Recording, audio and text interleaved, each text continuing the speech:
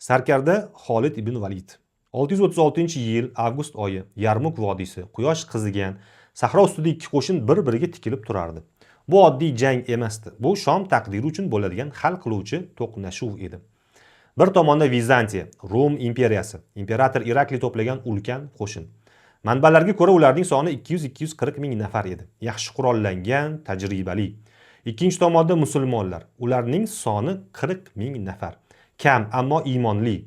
Ular Damashq va Shomning ko'p shaharlarini fath qilishgandi. Endi esa bu yutuqlarni saqlab qolish uchun kelishgan edi.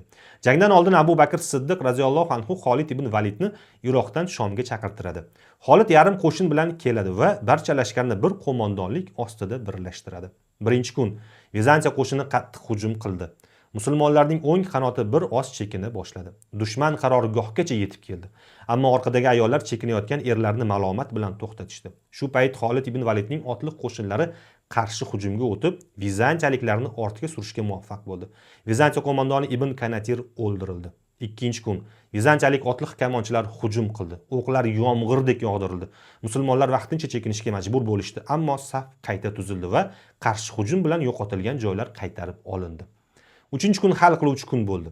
Xolid ibn Valid barcha otliqlarni bir joyga jamlab, Vizantiyaliklarning o'ng qanotini yorib o'tishga muvaffaq bo'ldi. Ular Ruqat vodiysi tomon chiqib ketishdi.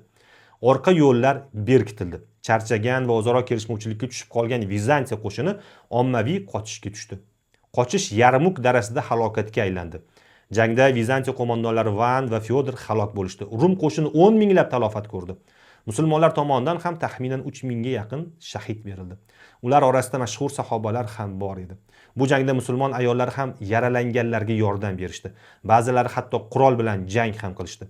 Yarmuk g'alaba natijasida butun Falastin musulmonlar qo'liga o'tdi.